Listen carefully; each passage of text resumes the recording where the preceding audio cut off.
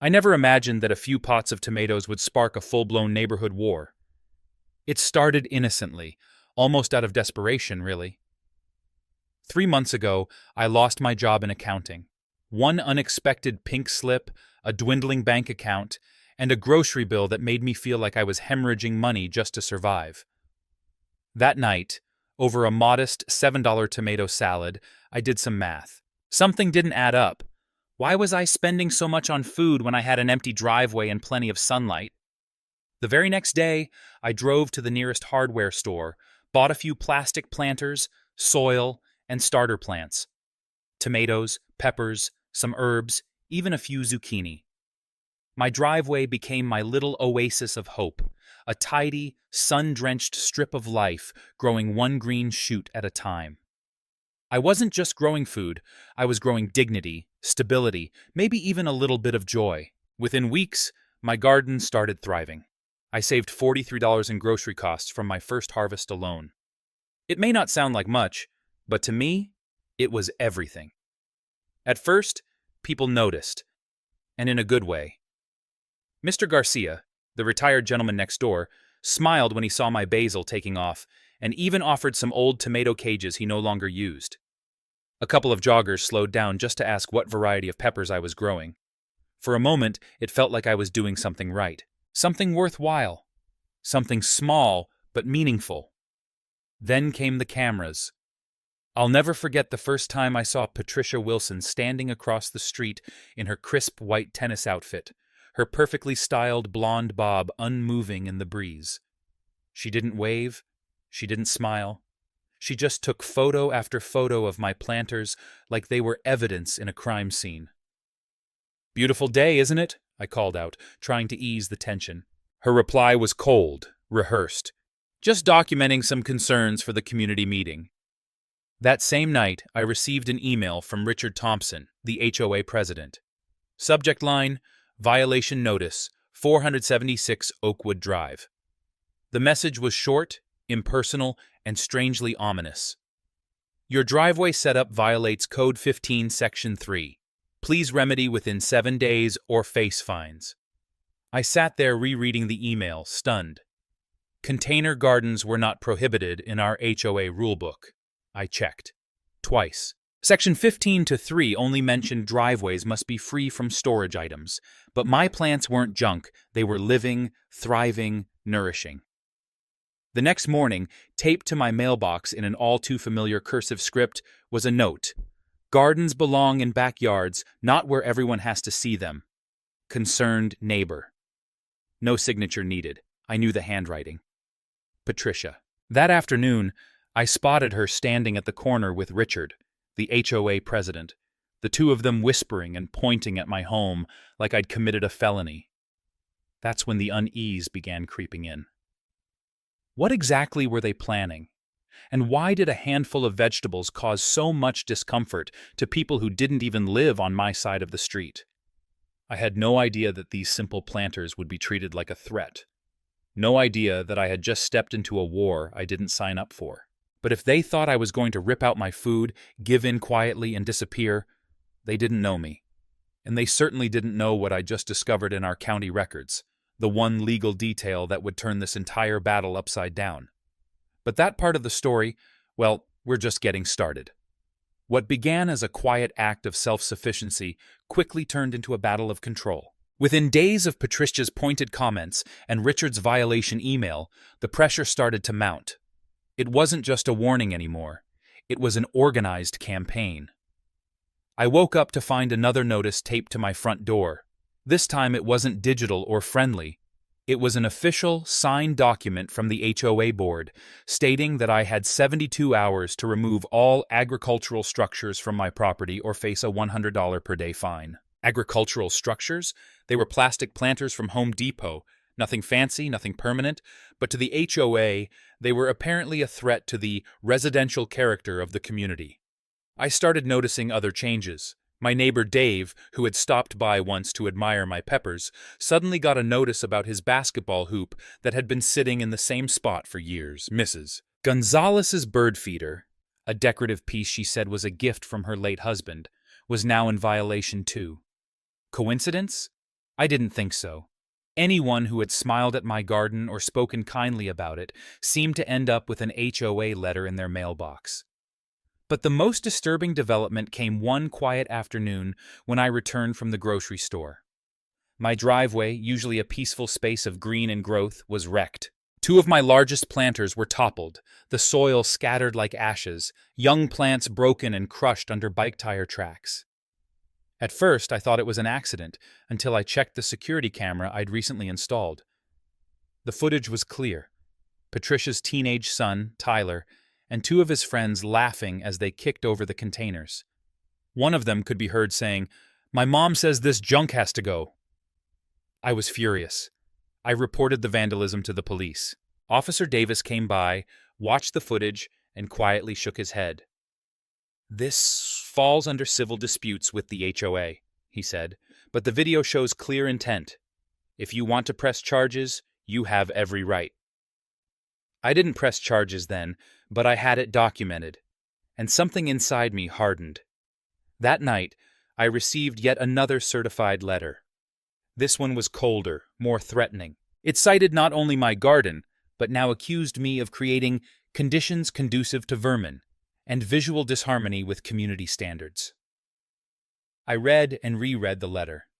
It sounded ridiculous, but I could feel their pressure tightening. They weren't trying to enforce rules. They were trying to push me out. Then came the so-called property demarcation.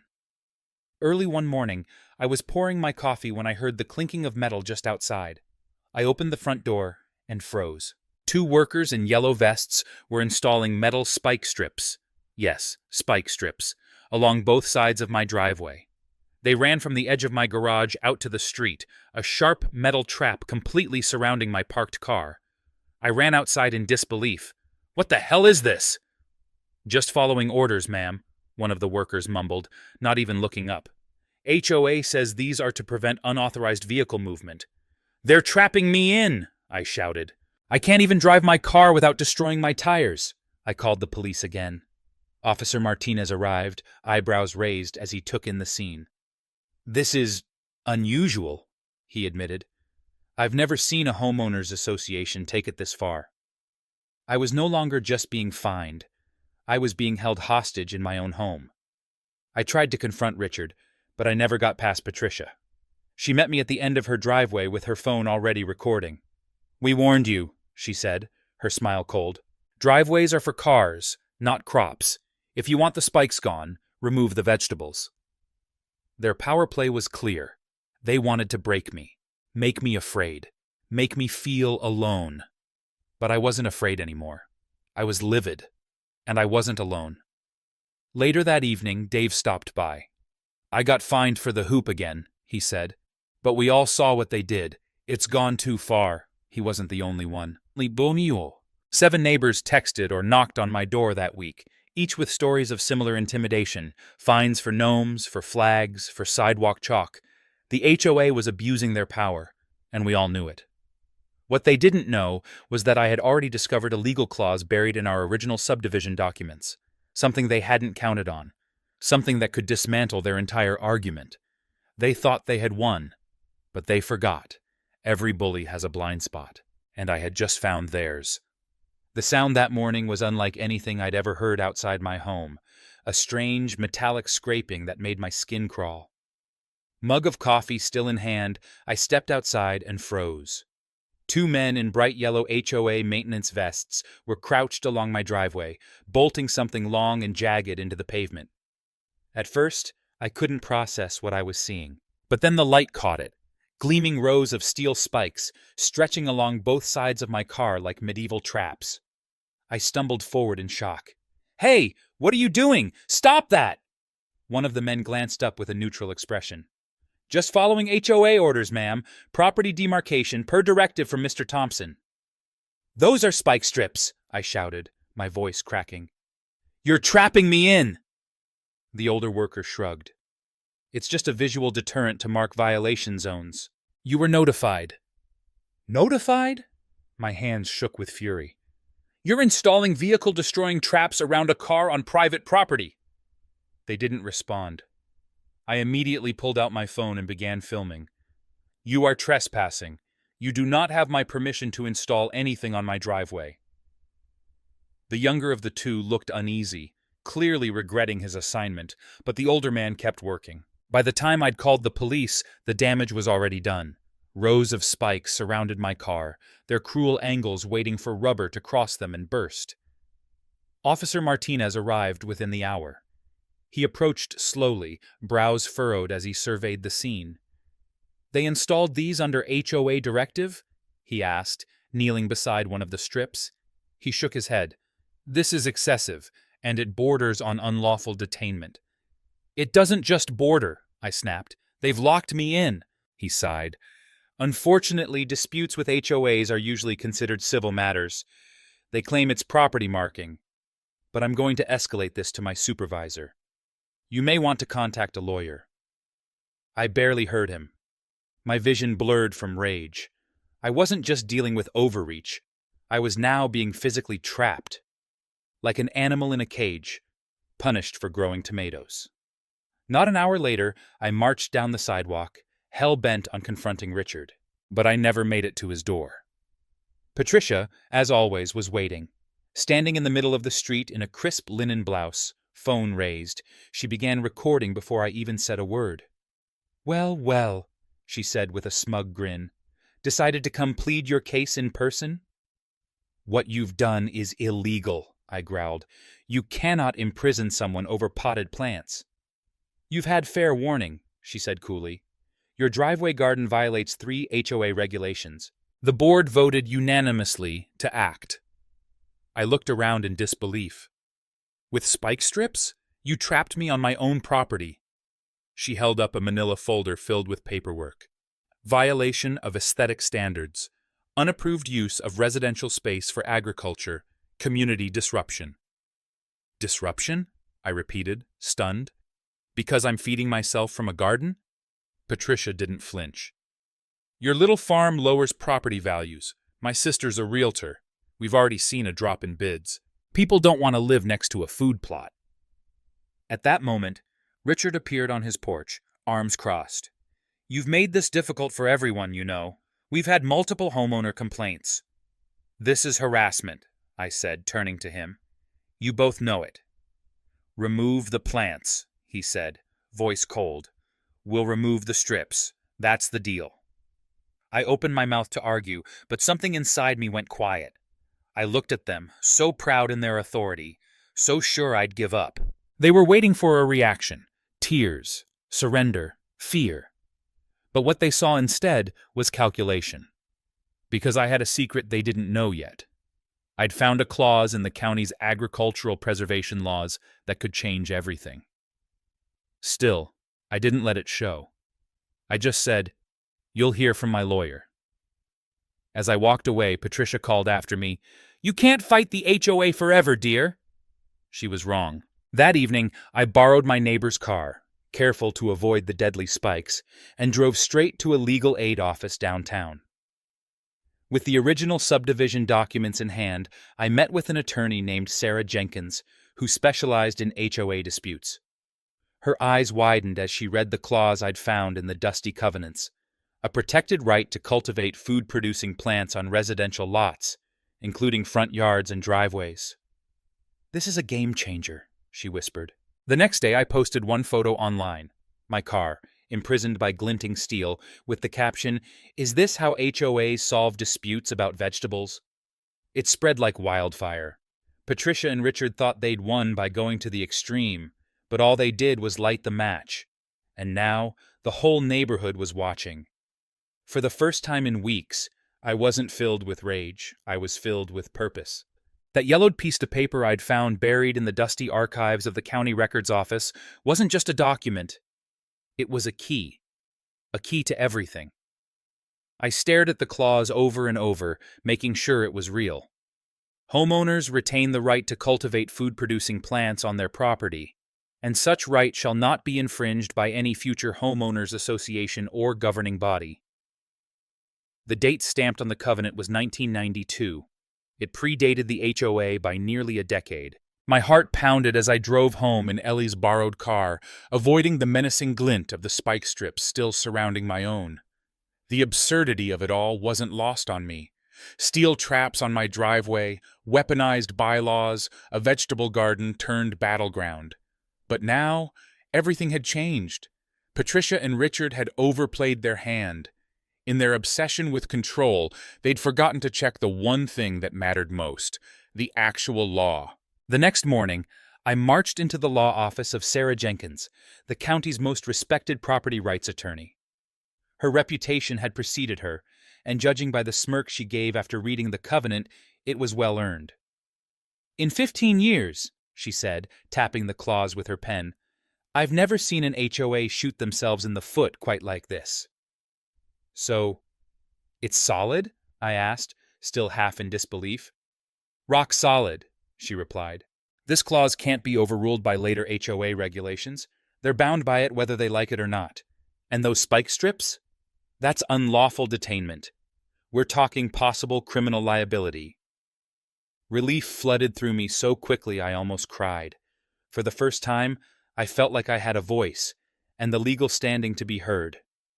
Sarah wasted no time. Within hours, we filed an emergency injunction with the county court, requesting immediate removal of the spike strips and a halt to all HOA enforcement until the issue could be resolved legally. But I didn't stop there. That evening, I posted a photo of the spike strips and my car with a short caption.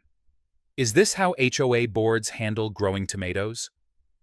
Within hours, the post went viral on local social media. The image was jarring.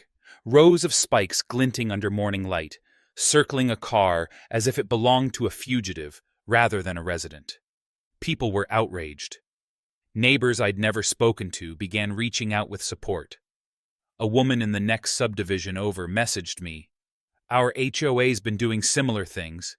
Thank you for speaking up." Then came the news vans. Channel 7 parked outside my house before noon the next day, and I stood on my lawn explaining the absurdity of being trapped on my own property for growing vegetables.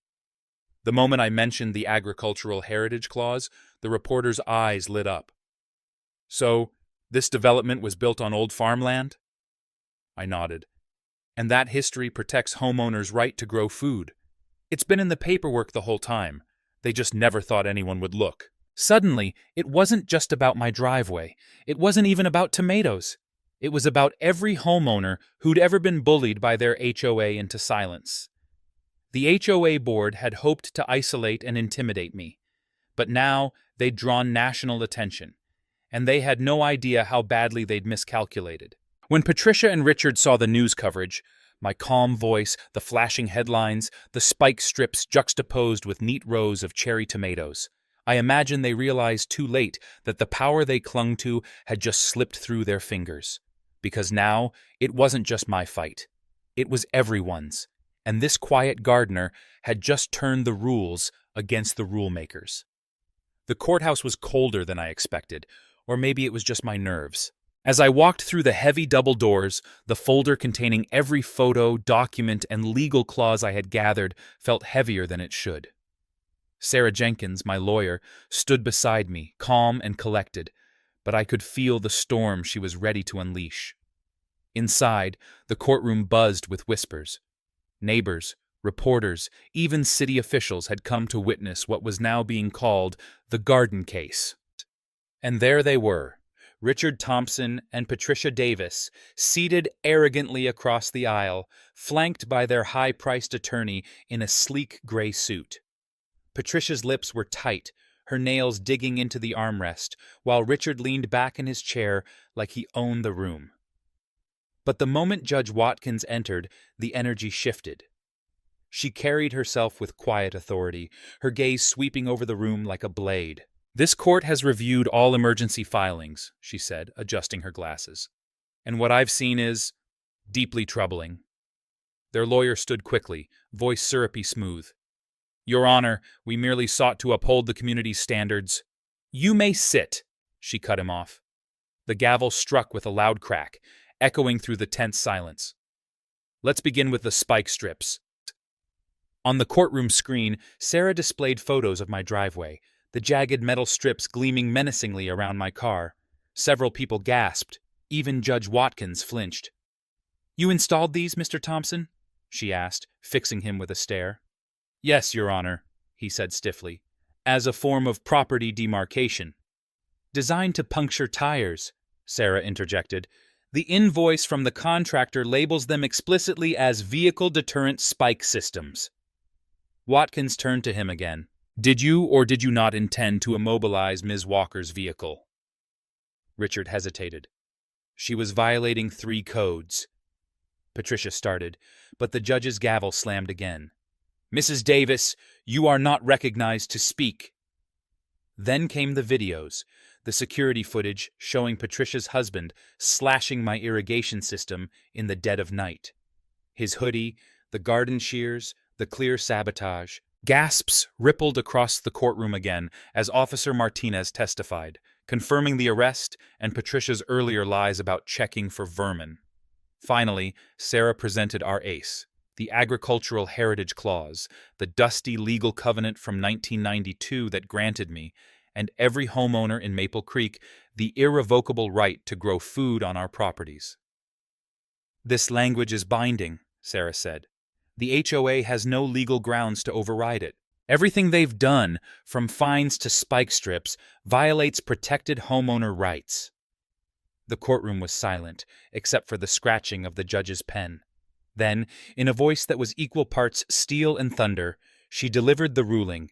This court finds in favor of the plaintiff, Ms. Walker. The actions of the Maple Creek Estates HOA, especially the installation of spike strips, constitute unlawful detainment, harassment, and violation of property rights protected under county and state law.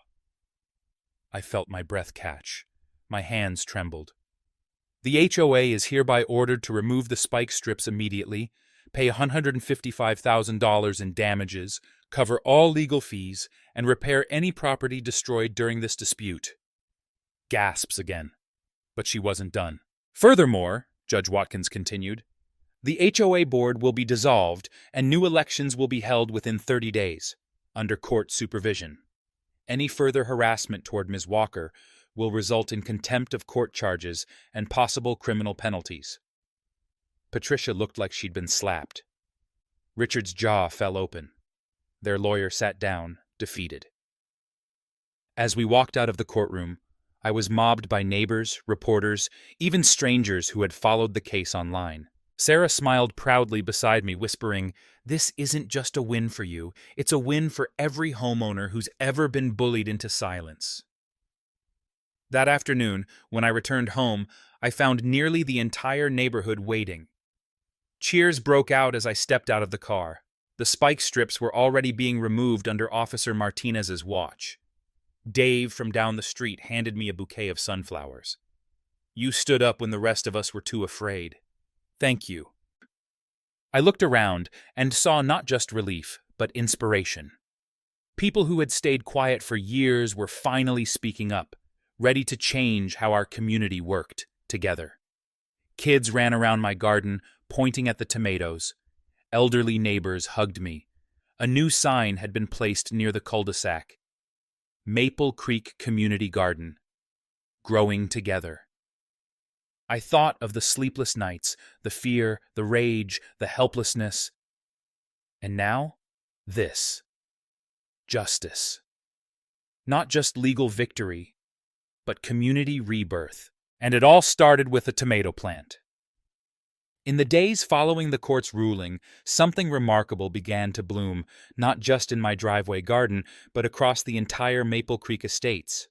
Where once there had been cold glares and whispered judgments, now there were handshakes, smiles, and neighbors showing up with gardening gloves and pots of herbs. The same people who had once walked past my home with disdain were now stopping by to ask, "How do you get your tomatoes so red?" It was as if the tension that had held our neighborhood hostage had finally snapped, and in its place, something much more human was growing. Connection. It started small. Ellie, the neighbor who lent me her car during the spike strip debacle, brought over a bundle of lavender wrapped in twine. "This belongs in the community garden," she said, and I couldn't help but tear up. The sign Dave and Mrs. Johnson installed at the back lot, Maple Creek Community Garden, growing together, became a beacon of hope.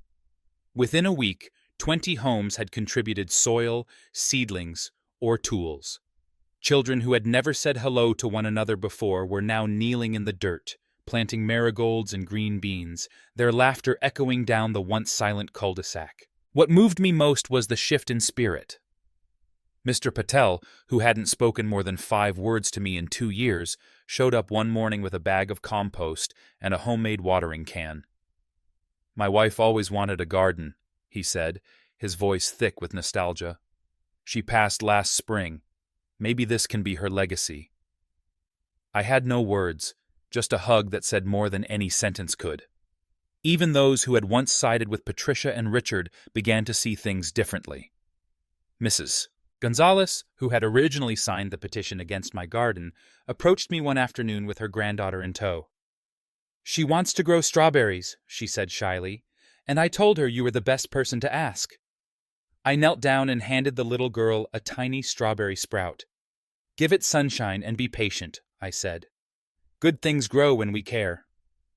The ripple effect didn't stop at our street. Word of the court case had spread far beyond our gates.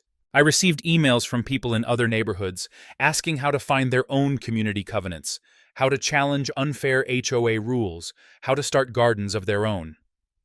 One couple from Oak Ridge Estates drove an hour just to tour our new shared garden space. "You inspired us," they said. "We didn't realize we had rights too." At the next town meeting, I was invited to speak about the case and the changes it sparked. Standing at the podium, looking out at a sea of familiar and unfamiliar faces, I realized this wasn't just about vegetables or bylaws. It was about reclaiming agency, about neighbors protecting one another instead of policing each other. I spoke about resilience, about kindness, about how it shouldn't take a court battle for people to remember their humanity. Looking around the garden today, I see more than just plants. I see stories, struggles, small victories. I see a place where people come not to argue about appearances, but to nurture something real, something alive.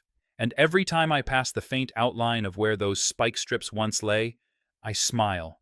Not because I won, but because we changed. We remembered what it meant to be a community. And like any garden, it all started with planting one small seed and daring to believe it could grow. In the quiet reflection that followed the chaos, a deeper message began to take root, one that went far beyond gardens, courtrooms, or HOA bylaws. This was never just a story about tomatoes or spike strips. It was a reminder that the most fundamental human rights, dignity, self-reliance, and the freedom to care for ourselves should never be suppressed by power-hungry individuals hiding behind rules. For older audiences especially, this story holds particular resonance. Many seniors grew up in a time when self-sufficiency wasn't just encouraged, it was necessary. Growing your own food, helping neighbors, resolving disputes with empathy and respect, these weren't radical ideas. They were the foundation of strong communities. In this story, we're reminded of what happens when those timeless values are replaced by rigid control and fear of difference. At its core, this journey shows us the importance of standing up, even when you're standing alone. The protagonist wasn't a lawyer or politician, just someone trying to make ends meet. Someone who believed that fresh vegetables on her driveway shouldn't be treated like a crime. And in standing up for her right to grow food, she unearthed more than just a legal clause. She inspired others to do the same. But perhaps the most powerful lesson is about how communities can heal. Even in a neighborhood torn by conflict and mistrust, unity found its way back. Neighbors once silenced by fear began speaking up. People who had felt isolated for years discovered shared values and purpose. A place once divided by enforcement became a space of cooperation and growth. For seniors who may have faced their own battles with HOAs, bureaucracy, or even just being overlooked, this story offers hope. It says, your voice matters. You have experience, wisdom, and a sense of right and wrong that can guide others. Don't let anyone tell you that you're too old to make change. You've lived through harder times and come out stronger. The garden became a symbol, not just of resistance, but of resilience. And in the end, the spike strips meant to trap one woman only ended up galvanizing an entire neighborhood. That's the human spirit in action. When injustice strikes, even in the smallest ways, we have the power to respond not with rage, but with resolve. Not with vengeance, but with vision. Because sometimes all it takes to plant real change is one brave seed.